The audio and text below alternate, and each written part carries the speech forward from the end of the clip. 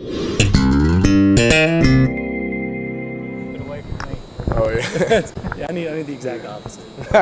How awkward was it coming into the game in the third quarter Saturday? It was definitely something different. Got me out of my routine a little bit, but I think the coaching staff did a good job. They had me in there warming up on the bike. Like, as we ran and play on defense, I was like sprinting on the bike just to get the game reps and stay warm, stay loose, and pretty much to stay into the game. What do you think Todd needs to work on? He's for a freshman, definitely he got it all. We all could work on some things, but there's nothing really I could point out. He's a good communicator, he's a good tackler, got good speed, so I think he's pretty much an all-around safety. Does it take much for Coach to get you guys up this week with the bowl game on the line and facing a rival like Vandy? Oh no, especially with this team, I feel like we come to play every week. Since every game, we feel like every game's an important game. It's the next game, so that's the most important game. So I feel like for the most part, this whole year we've been up for each and every game. It seems like Butch at least was aware of the whole Team Out East stuff. Have you guys heard about that from kind of their end? The team what? The Team Out East. That's what I didn't hear about it. It don't really affect me. What have you seen out of Vandy on the film? What do you know about them offensively and what they can do? Definitely offensively, they have a lot of motions and trades and shifts and stuff like that. So we got to be prepared to communicate, click off our changes and our calls, and they also have very athletic skill guys as well. We got to cover. Does it add anything to it that the Bear Prince won the last two games against Tennessee, and this is a rivalry Tennessee's kind of dominated? Yeah, it definitely creates a lot of respect for them. They came out to play and they got us the last 2 years, so we're just trying to worry about this year. We're not trying to look back and cry over spilled milk. We're trying to just go out there and play the best that we can. Have you spoken to the younger guys about last time you went to Nashville? And I believe it was Coach Dooley's last time coaching you guys and what they did to you.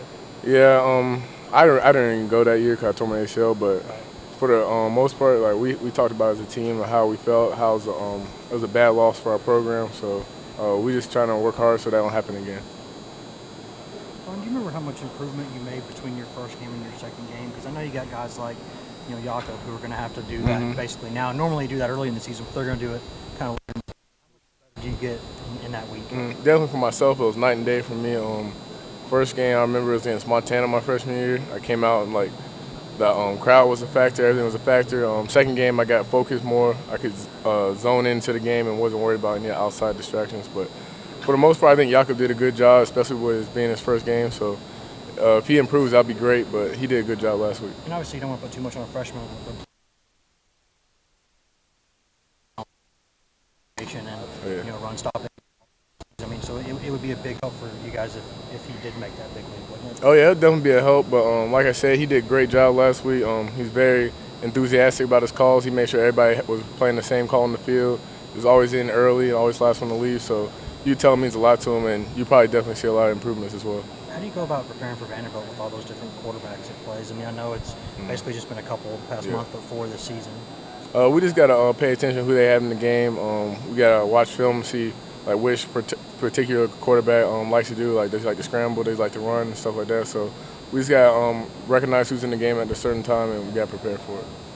Obviously, it's a tough situation for the Berry family right now. How do you think the Berry brothers handled today with everything going on? They definitely did. Came out with no distraction. It seemed like I felt like they're into the practice, especially Evan. He's doing a great job. I'm trying to be there for him. He's a DB, fellow DB, so I just try to hang out with him a little bit outside of practice and stuff like that and just keep his head up. So that's probably something you have to worry about more when you're off the football field than when you're on it, because I guess when you're on the football field, it's just business. Oh, yeah, definitely with them. They always like business and football. You can tell that football's in their family, and it's like a business to them, so it's pretty hard to get them off their game. How well do you know Eric, Eric? not as well as I'd like to, because he's one of my role models, but I only got to meet him like a couple times, so I don't know him that well. Is that something you guys addressed as a team or talked about? Yeah, definitely. You can definitely feel like you feel it in the presence of the team. So Coach saw that, and we all brought it up. Had a couple words on it and said a prayer for the Berry family. Y'all gonna honor him anyway?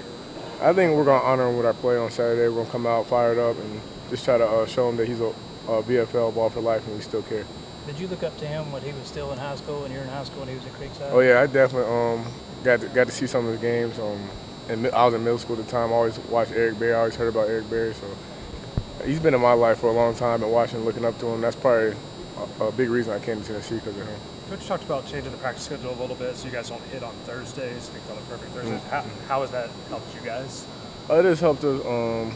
It helped our body physically wise. Like, get a little bit extra rest before the game, get a little bit more juice, a little bit more energy for the game. Just adds more rest and recovery. Is it odd practicing at all on a Friday, day before a game? No, it's not like we're going out there hitting or nothing like that. We're pretty much just going and polishing what we worked on all week. Vanderbilt's announced a sellout for this game. What kind of crowd are you expecting? Like what percent of Tennessee fans do you think might be at the game? I actually have no idea. That's like I said, that's not something we're trying to focus on. We're just trying to focus on our game plan and going out there and making plays. What sticks out to you from that game 2 years ago, being in